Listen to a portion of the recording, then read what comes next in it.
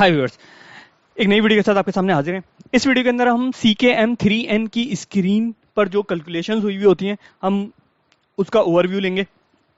ठीक है। अच्छा, मेरी कोशिश ये होगी कि मतलब एक अभी इसकी कैलकुलेशंस को हम FAGLL 03H की जो ML की एंट्रीज होती हैं, ML की एंट्रीज या इसके अलावा जो भी मटेरियल से रिलेटेड एंट्रीज होती हैं उसको भी आपस में लिंक कर दूं ताकि हम ये इस स्क्रीन को प्रॉपर तरीके से समझ लें।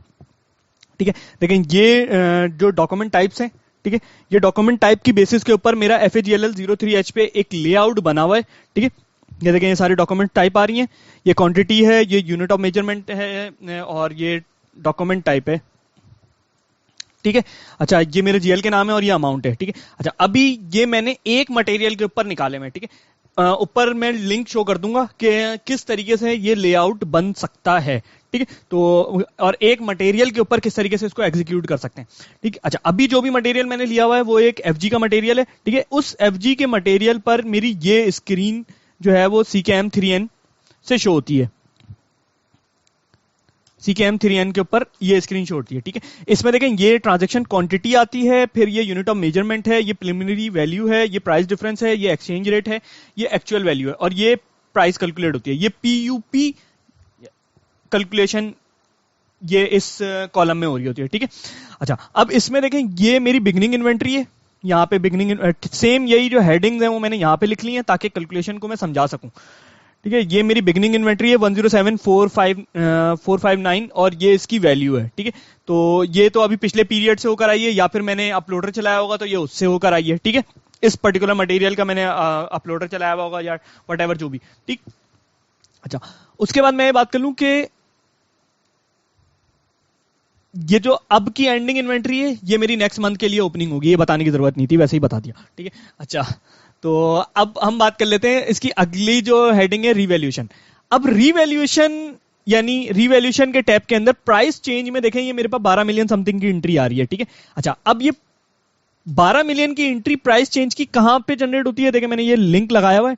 ठीक, ये देखें ये PR के टाइम यानी PR मेरा डॉक्यूमेंट टाइप है, उस पर ये मेरी एंट्री जनरेट होती है और ये एंट्री कब जनरेट होती है, जब मैं अपना CK 11N या फिर CK 40N से मैं अपना कॉस्ट एस्टिमेट रन करता हूं।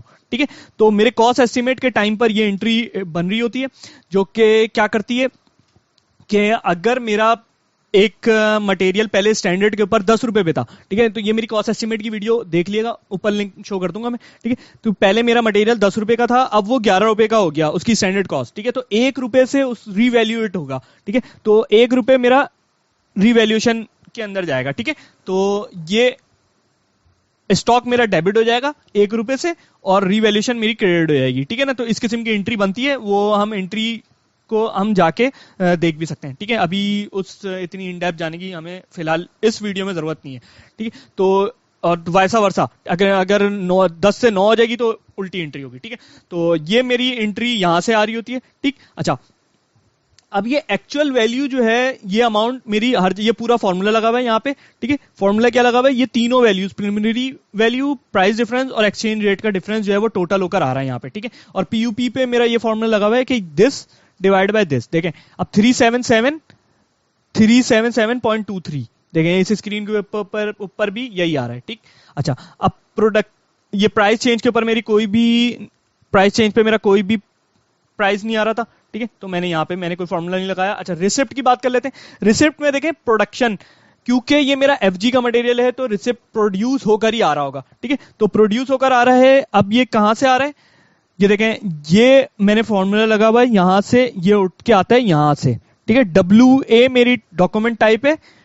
ठीक है, और मेरी 333 मिलियन की अमाउंट भी मेरी यहीं से उठकर आ रही है। ठीक, तो ये दोनों चीजें मैंने बता दी।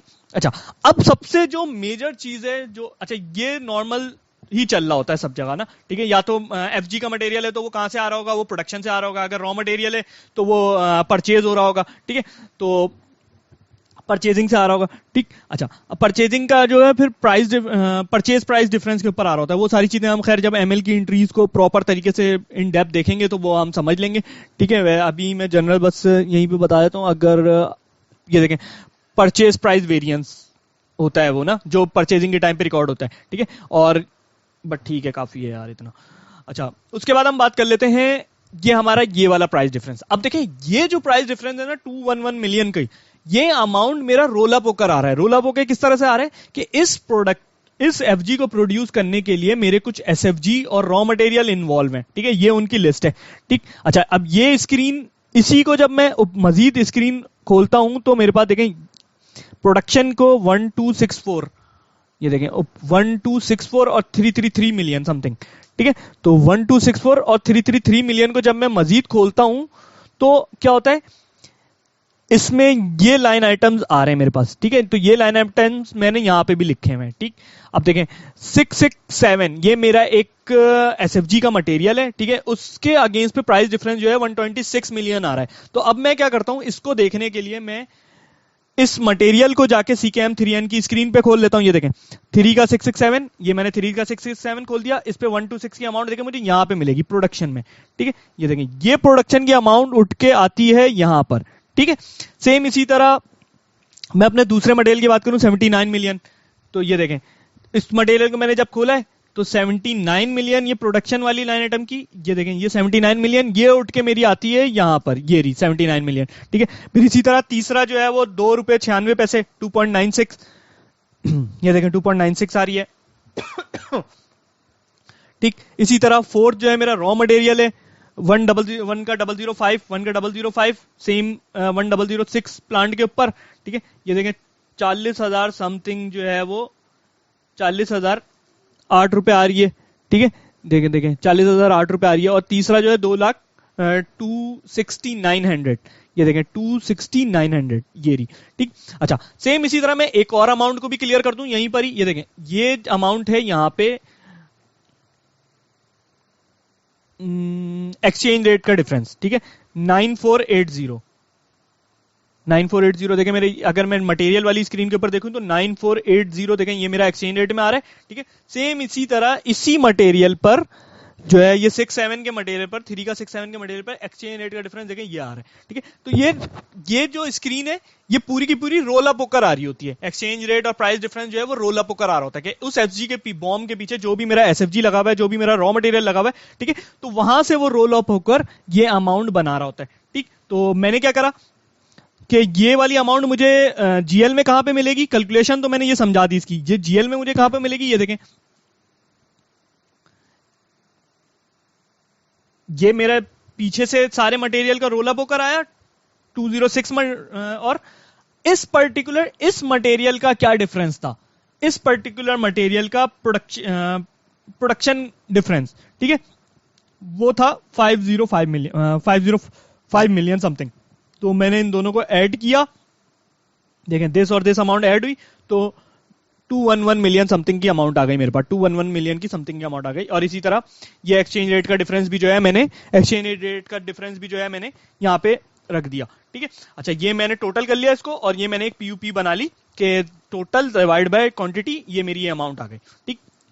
अच्छा, अब जब कम्युलेटिव करा मैंने इन दोनों का टोटल कर दिया तो फिर उसके बाद ये सारी चीजें भी यहां से टोटल हो गई, तो ये मेरी 419 रुपए की अमाउंट बन गई। इसी तरह अब मेरी कंजम्पशन है। अब देखिए जब मुझे ये पता चल गया है कि मेरे पास जो मटेरियल पड़ा हुआ है वो 419 रुपए 46 पैसे का है, 419.46 का है। अब मैं कंज्यूम अगर 585 700 की क्वांटिटी करता हूं तो सेम इसी से मल्टीप्लाई कर दूंगा उसको, ठीक है। तो मैंने यहां पर क्या करा है,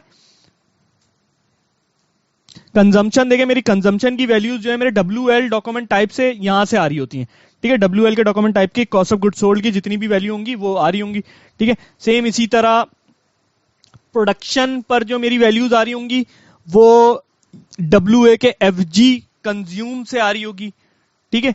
सेम इसी तरह स्टॉक ट्रांसफर की जो वैल्यू आ रही होगी वो देखें मेरे पास ये 411 यानी ये WL की जो पूरी WL के जो भी पूरे सारे कंपोनेंट्स का टोटल होगा वो 41553 ये देखें मेरे पास यहां पर आ रहा है, ठीक है। तो उससे मैंने क्या कर लिया, ये प्रिलिमिनरी वैल्यू मैंने ये बना ली।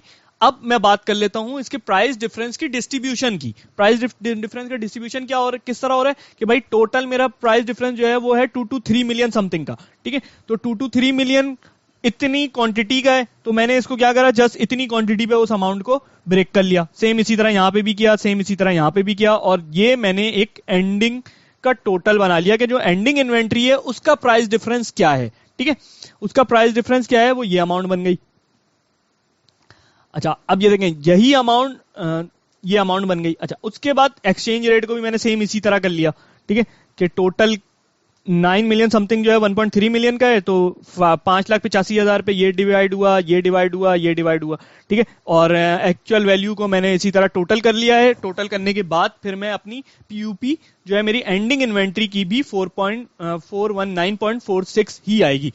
उम्मीद है आपको ये कैलकुलेशन की बेसिक अंडरस्टैंडिंग हो गई होगी। इस वीडियो को अगर आप 1 से 2 बार देखें और खुद से चीजें परफॉर्म करें तो आई बिलीव कि आपको ये कैलकुलेशन 100% समझ में आ जाएगी। उम्मीद आपको वीडियो पसंद आई होगी। थैंक्स।